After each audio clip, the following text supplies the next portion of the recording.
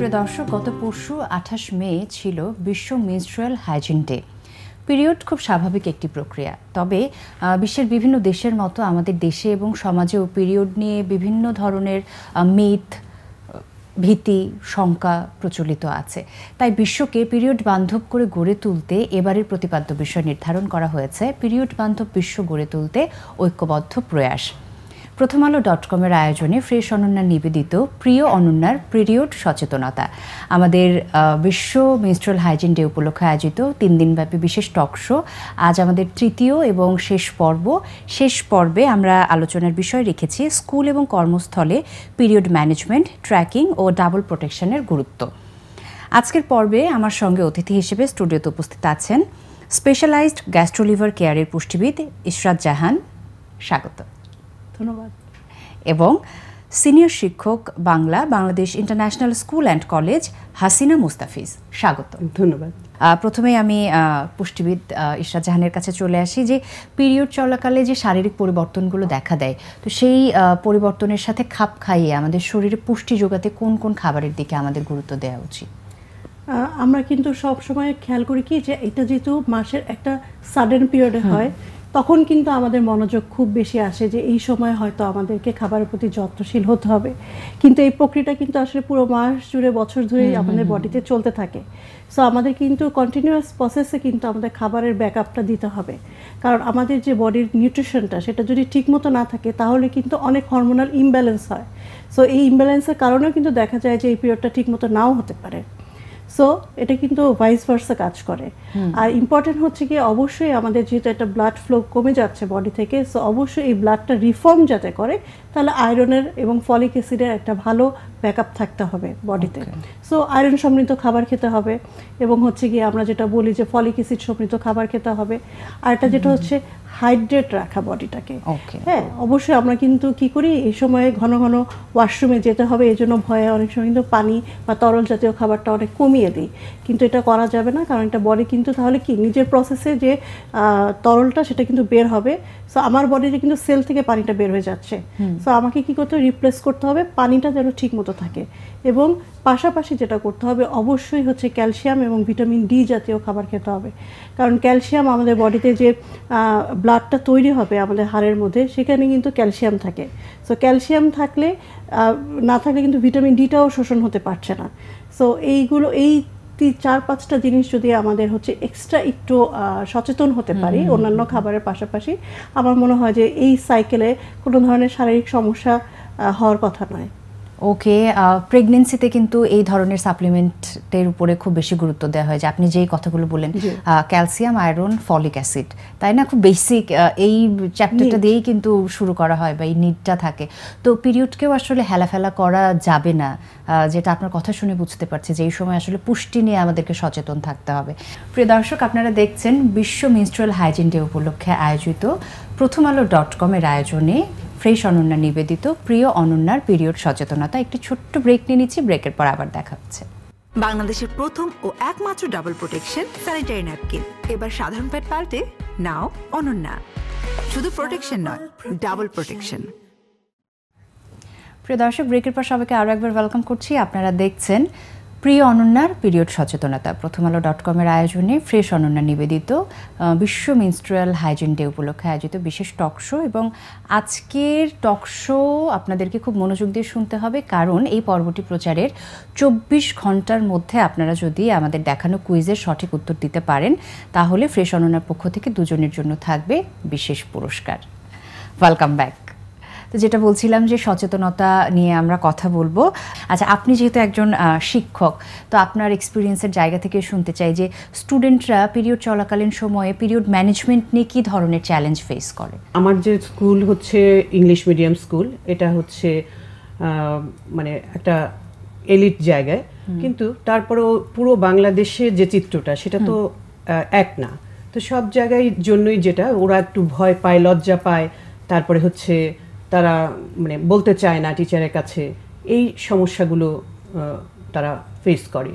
তারপরে হচ্ছে এই যে শিক্ষকরাও অনেক সময় তাদেরকে এই ভয়টা থেকে বের করে নিয়ে আসে না, যে তারা বলতে লজ্জা পায়, যে বা ওদের সাথে এটা কমিউনিকেশনটা একটা গ্যাপ থেকে যায়। তো আমার কাছে মনে হয় যে এটা জন্য যে সচেতনতাটা দরকার, বইগুলোতে পাঠ্য বই কিন্তু আছে, হোম ইকোনমিক্স বইতে এটা ইনক্লুড আছে। তো দেখা যায় যে এই বই ওরা ওই চ্যাপ্টারগুলো হাইড করে যাচ্ছে, যে পড়াচ্ছে না বা এরকম, এইসব ব্যাপারে আমার কাছে মনে হয় যে আরো লুক দেওয়া দরকার। ওকে, আচ্ছা আপনার কাছে আরও একবার চলে আসি, যে বিষয়টি নিয়ে কথা বলতে চাচ্ছিলাম যে স্কুল হোক, কলেজ হোক, বা কর্মব্যস্ত যারা কর্মজীবী নারী আছে, বা যে কোনো ওয়ার্ক স্টেশনে যে কাজ করছে, পিরিয়ড চলাকালীন সময়ে খাবারের রুটিনটা আমরা কিভাবে মেনটেন করতে পারি? অবশ্যই খেয়াল করতে হবে অন্যান্য সময় যে আমরা খাবারটা খাচ্ছি সেই সময় থেকে কিন্তু এই সময় কিছু খাবার কিন্তু আমাদের অ্যাভয়েডও করতে হয়। হ্যাঁ, বিশেষ করে যেমন আমরা ক্যাফিন টাইপের যে খাবারগুলো খাই, এগুলো কিন্তু আমাদের ইনফ্লামেশন বাড়িয়ে দেয় ওই সময়। তো এই সময় কিন্তু আমাদের এমনি বডিতে কিন্তু একটা ইনফ্লামেশন থাকে অলরেডি। সো আমরা চেষ্টা করি বিভিন্নভাবে এই জিনিসটা যাতে কমে যায়, এবং অনেক কিন্তু ক্র্যাম্প হয়, অনেকের অনেক বেশি হয়, হ্যাঁ, পেইন হয়। সো এই পেইনটা কিন্তু এই যে ক্যাফিন টাইপের খাবারগুলো কিন্তু আমরা অ্যাভয়েড করে যাব। তারপর হচ্ছে গিয়ে আমাদের ভাজা পোড়া অতিরিক্ত তৈলাক্ত যে খাবার, প্রসেস যে খাবারগুলো আছে, হ্যাঁ, তারপর ফ্যাটি যে ফুডগুলো আছে, এগুলোও কিন্তু আমাদের আসলে এই সময়কার যে লাইফস্টাইলে আমাদের সাথে খাবারের সাথে জড়িত, এগুলো কিন্তু আমাদের বাদ দিতে হবে। আর যেটা করতে হবে, হাইজিন মেনটেন করা তো অবশ্যই জরুরি। এবং আমাদের যে একটা অভ্যাস আছে যে ইকোনমিক্যালি হোক আর যাই হোক, যে একটা প্যাডই হচ্ছে অনেকক্ষণ ধরে আমরা ব্যবহার করছি, সেটা একটা বিষয় থাকে। তারপর হচ্ছে আমাদের ঘুমের একটা যে বিষয়টা থাকে, হ্যাঁ, খাবার দাবার তো অবশ্যই আমরা চেষ্টা করি। এবং স্কুল কলেজের যে বিষয়টা, যে আমরা যখন বাইরে যাব আমরা এক্সট্রা প্যাড অবশ্যই রাখি প্রোটেকশনের সেই জায়গাটা। এবং আপনি জেনে খুশি হবেন যে আমাদের মাল্টিন্যাশনাল অনেক কোম্পানিগুলোতে কিন্তু, কর্মজীবী যেহেতু বলেছেন, সেখানে কিন্তু ওয়াশরুমে আলাদা লকারই আছে, এবং ওখানে অফিস থেকেই কিন্তু ওটা থাকে। কারো ইমার্জেন্সিতে অনেক সময় হয়তো সে ক্যারি করতে পারছে না বা কোনো কিছু, সে কিন্তু ওখান থেকে নিয়ে সে ব্যবহার করছে। সো এটা আমার মনে হয় স্কুলেও এটা যদি করা যায়, যে আপা যেটা বললেন যে ভীতির যে কাজটা, আমাদের এটা জীবনের কিন্তু একটা স্বাভাবিক প্রসেস। আমরা যেমন খাবার খাই, ঘুমাই, আমাদের শরীরে পরিবর্তন আসবে, আমরা বড় হব, ঠিক আছে, আমাদের ম্যাচুরিটি আসবে, ইন্টারনাল অর্গানগুলো ডেভেলপ হবে। এটা বাচ্চাদেরকে বোঝাতে হবে যে এটা তোমার শরীরে জীবনে একটা নর্মাল প্রসেস, এটাকে আমাদের স্বাভাবিকভাবে। এবং আমরা কি করি, বড়রাও কিন্তু, ইভেন কি ফ্যামিলির যে আমাদের বাবা তো নাই, মাও কিন্তু অনেক সময় বাচ্চাকে যে এই বিষয়ে শিক্ষা দিবে সেটাও কিন্তু বলে, সে কিন্তু নানি বা দাদির কাছে পাঠিয়ে দেয়, ঠিক আছে। সো এই গ্যাপটা যদি আমার মনে হয় যদি আমরা কমাতে পারি, আমার মনে হয় বাচ্চাদের মধ্যে ওই ভীতিটা কাজ করবে না, এবং সে কিন্তু নিজের যত্ন নিতে আরো আগ্রহী হবে। অনেক সময় স্কুলে যায় না, অনেক টাইম এই 7 দিন দেখা যায় যে গ্যাপ দেয়। তো আপনার কাছে চলে আসি, যেহেতু আমরা কথা শুরুই করে দিলাম, যে শিক্ষার্থীদের মধ্যে পিরিয়ড ট্র্যাকিং এর এই অভ্যাস গড়ে তুলতে কি কি পদক্ষেপ নেওয়া যেতে পারে? এটা আসলে এখন তো ইন্টারনেটের যুগ, এখন রাখা যায়, মানে ওই যে মোবাইলে অ্যাপ আছে, মাই পিরিয়ড দিলে এরকম আরও অ্যাপ আছে এরকম, যে ও ডেটটা কাউন্ট করে রাখলো। আর হচ্ছে যারা ইন জেনারেল গ্রামে আছে বা অন্য প্রত্যন্ত জায়গায় আছে, ওরা ক্যালেন্ডারে দাগ দিতে পারে বা ডায়েরিতে লিখে রাখতে পারে, এরকম করে ডেটটা করতে পারে। সম্ভবত পিরিয়ডের 5-6 দিন আগে বা 5-6 দিন পরে পর্যন্ত, মানে এই সময়টার মধ্যে হয়ে যায়। এই জন্য ডেটটা কাউন্ট করে রাখাটা হলো মানে ওর জন্য এটাও একটা সুরক্ষা, বা ও কেয়ারফুল থাকলো। এক্স্যাক্টলি। আচ্ছা, পিরিয়ড ট্র্যাকিং কেন গুরুত্বপূর্ণ? কারণ ওই যে বললাম, একটা ভীতি। আপনি হয়তো স্কুল কলেজে গেলেন বা আমি হয়তো জবে গেলাম, যে আমি হয়তো ওই যে 5 দিন আগে পরে, হ্যাঁ, মানে মোর প্রোটেকশনের জন্য। এবং কেউ যদি এমন হতে পারে, কারো পিসিওএস এর প্রবলেম, থাইরয়েডের প্রবলেম, তার কিন্তু হচ্ছে কি অনেক সময় মাসের পর মাস হয় না, হঠাৎ করে হয়ে যাচ্ছে। তো একজন হয়তো এমন একটা পরিস্থিতি আছে, তার ব্যাগে হয়তো প্যাড নেই, তো সে কি করবে? অবশ্যই এম্বারেস ফিল করবে, তাই না? তো এর জন্য আমি সবসময় বলি কি, যে এটাকে একটা স্বাভাবিক প্রসেসে নিয়ে যাওয়া, যে হতেই পারে, তাই না? তো এর জন্য ওই ভীতিটা কাজ করে, যে হয়ে গেল কিছু, মানে দেখে ফেললো মানুষ কি বলবে, হ্যাঁ, হাসবে, বা পিছন থেকে একটা কমেন্ট করে বসলো, ঠিক আছে। এই যে সামাজিক সাইকোসোশ্যাল যে বিষয়টা, এটাই কিন্তু আসলে আমাদেরকে ভাবায়। এটা কিন্তু এমন না যে আমার হচ্ছে, আমার খারাপ লাগছে, এর জন্য যে আমার খুব বেশি মানে আমরা এমব্রেস হই, সেই বিষয়টা কিন্তু আসলে আমার মনে হয় না মেয়েরা খুব একটা ফিল করে। প্রথম হয়তো একটু ভীতি থাকে। উঠতি বয়সী যাদের প্রথম 2-3 মাস হয়, তারা একটু, যেহেতু স্বাভাবিক জীবন থেকে একটু অন্যরকম জীবনে চলে যায়, তারা হতে খেলা করতে পারতো, বাইরে যেতে পারতো, বাবা বাইরে মানসিক পরিবর্তন তো আসে, বাইরে যেতে দিচ্ছে না, খেলতে দিচ্ছে না, সন্ধ্যার পর এখানে যাবে না, ওর বাসায় যাবে না, এর সাথে মিশবে না, ওভাবে মিশবে না, আমাদের সমাজে এটা আছে। হ্যাঁ, তো ও তখন মনে করে যে আমার জীবনটা এত রেস্ট্রিক্টেড হয়ে গেল কেন, হ্যাঁ আমি কেন আলাদা হয়ে গেলাম, একটা ছেলে পারছে আমি পারছি না। হ্যাঁ, তো এখান থেকে কিন্তু এই ভীতিটা কাজ করে। এক্স্যাক্টলি। আচ্ছা, একটু আপনার কাছে চলে আসি যে ডাবল প্রোটেকশন নিয়ে আপনার মতামত কি? ওভারফ্লো হতে পারে, সেই জন্য আর কি ডাবল প্রোটেকশনটা, যাদের একটু বেশি ব্লিডিং হচ্ছে। তো এইটার জন্য এখন অনেক ধরনের প্যাড আছে, এই ব্যবস্থা আছে। তো ওই প্যাডটাই কিনতে হবে, যে ডাবল প্রোটেকশন নেওয়ার জন্য যেই ব্যবস্থা আছে ওভারফ্লোটা রক্ষা করার জন্য। ফ্রেশ অনন্যার উপরে নির্ভর করা যেতে পারে যে শুধু প্রোটেকশন নাই, ডাবল প্রোটেকশন নিশ্চিত করে। অবশ্যই ফ্রেশ অনন্যা ডাবল প্রোটেকশনের গুরুত্ব নিয়ে আপনার কাছেও একটু শুনতে চাই। হ্যাঁ, আমি বলবো, কারণ হচ্ছে যে আমরা যারা প্রফেশনাল ইউজ করি, এই যে ভয়ের কথাটা বললেন, কেন স্কুলটা আমরা মিস করব, কেন অফিসে আমরা ওই সময় ছুটি নেব? হ্যাঁ, যদি খুব বেশি শারীরিক সমস্যা হয়ে থাকে, অনেকের হেডেক হয় বা মানে পেটে ব্যথা থাকে, শারীরিক অনেক সমস্যা থাকে, তখন হয়তো উনি নেবে। শুধুমাত্র ওভারফ্লো হচ্ছে সেই ভয়ে আমি হচ্ছে আমার কর্মস্থলে যাচ্ছি না, ছুটি নিচ্ছি, স্কুলে যাচ্ছি না। হ্যাঁ, সেক্ষেত্রে তো আসলে ডাবল যে আপনি বললেন প্রোটেকশন, এটা তো খুব ইম্পর্ট্যান্ট। কারণ এই ওভারফ্লো হওয়ার কারণে যে আমার জামাই লেগে যাচ্ছে কিনা, আমি বাইরে গিয়ে সিকিউর থাকছি কিনা, হ্যাঁ আমি টেনশন ফ্রি থাকতে পারছি কিনা। আমার মনে হয় এই যে এই ধরনের যদি প্যাড থাকে এবং সিস্টেম হয়, অবশ্যই এটা আমাদের জন্য খুবই উপকারী হবে।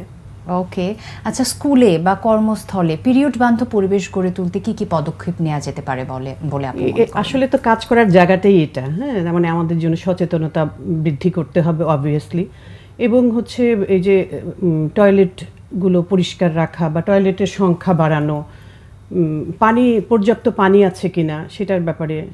আপনি দেখবেন যে প্রত্যন্ত যেসব জায়গায় স্কুলগুলো আছে ওখানে, মানে ঢাকাতেও অনেক জায়গায় দেখি স্কুলগুলোতে মানে পয় নিষ্কাশন ব্যবস্থা ভালো নাই এরকম।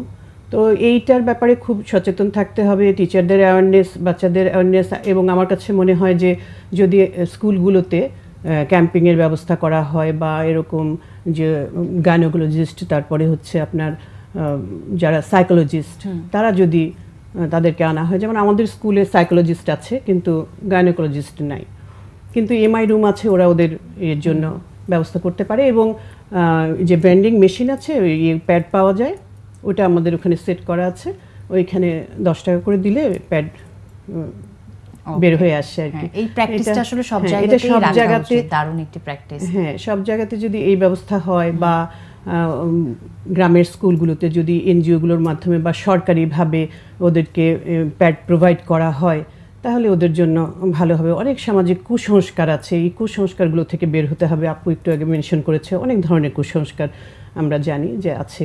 তারপরে হচ্ছে যে ছেলে মেয়ে জেন্ডার ডিসক্রিমিনেশন, ধরেন ছেলেদেরকেও যদি আমরা এই ব্যাপারে অ্যাওয়ার্ড করি, ওরাও যদি জানে, তাহলে ওরা আমাদের জন্য হেল্পফুল হবে। অফিসে বা স্কুলে ওরা মানে বাচ্চারা তাহলে শাই ফিল করবে না, এটা তাহলে নর্মাল একটা বিষয়, আসলেই তো নর্মাল একটা বিষয়। তো এইসব ব্যাপারে আমরা সচেতন হতে পারি। এবং এই যেটা বললাম, সেমিনারের মাধ্যমে, স্কুলগুলোতে আমরা সেমিনারের মাধ্যমে কথাগুলো বলতে পারি, জানাতে পারি, ওদেরকে স্বাস্থ্য সচেতন করতে পারি। আর বইয়ে যে চ্যাপ্টারগুলোর কথা একটু আগে বলেছিলাম, যে বইয়ের চ্যাপ্টারগুলো পড়াতে হবে, নাহলে তো এটা সম্পর্কে আমি সচেতন হবই না যে কি আমাকে করতে হবে। আপনি জানেন, উনি ডক্টর মানুষ, যে ফাঙ্গাল ইনফেকশন হচ্ছে, ইস্ট ইনফেকশন, মানে এই যে এগুলোর মাধ্যমে আরও প্রজনন ইনফেকশনগুলো এইভাবে অনেক কিছু হয়ে যায়, যেগুলো জানি না বলে এই প্রবলেমগুলো হয়। আর যদি জানি, তাহলে তো এই প্রবলেমগুলো থেকে অ্যাভয়েড করা যায়। এই সচেতনতা বৃদ্ধি করা প্রয়োজন বলে আমি মনে করি। Thank you so much. আমি দর্শকদের সাথে এ পর্যায়ে একটু কথা বলতে চাই। প্রিয় দর্শক, আজকে আমাদের আলোচনার বিষয় ছিল স্কুল কর্মস্থলে period management, tracking O double প্রোটেকশনের গুরুত্ব। এতক্ষণ আমরা এই বিষয়ে কথা বলেছি এবং আশা করছি মনোযোগ দিয়ে আমাদের কনভারসেশন আপনারা শুনেছেন। তো এবারে আপনারা স্ক্রিনে কুইজটি দেখতে পাচ্ছেন। 24 ঘন্টার মধ্যে, এই পরবর্তী প্রচারের 24 ঘন্টার মধ্যে আপনাদেরকে কুইজের সঠিক উত্তর কমেন্ট বক্সে কমেন্ট করতে হবে। আর যারা সঠিক উত্তর দেবেন তাদের মধ্য থেকে 2 জন বিজয়ীকে আমরা বেছে নেব। তারা পেয়ে যাবেন ফ্রেশ অনন্যার পক্ষ থেকে বিশেষ পুরস্কার। দারুণ সময় কাটলো এবং চেষ্টা করেছি সবাইকে সচেতন করতে আপনাদের কথার মধ্য দিয়ে। আশা করছি আপনারা সেই কাজটা করেছেন যেভাবে, তারা সচেতন হবে তাদের নিজেদের জায়গা থেকে। আপনারা সচেতনতা তৈরি করার চেষ্টা করেছেন, আমরা সেই আশা করছি। তো আজকের মতো বিদায় নিয়ে নিচ্ছি। খুব ভালো থাকবেন। ধন্যবাদ। প্রিয় দর্শক, এতক্ষণ আপনারা দেখলেন প্রথমআলো.com-এর আয়োজনে ফ্রেশ অনন্যা নিবেদিত প্রিয় অনন্যার পিরিয়ড সচেতনতা। বিশ্ব মেনস্ট্রুয়াল হাইজিন ডে উপলক্ষে আমাদের 3 দিন ব্যাপী 3 পর্বের বিশেষ আয়োজন আপনাদেরকে আমরা উপহার দিয়েছি। আজকে আমাদের 3য় পর্ব প্রচারিত হলো। আশা করছি সচেতনতা তৈরি করতে পেরেছি। আজকের মতো আমি রুহানি সালসাবিল লাবণ্য বিদায় নিয়ে নিচ্ছি। সবাই খুব ভালো থাকুন, সচেতন থাকুন, সুস্থ থাকুন।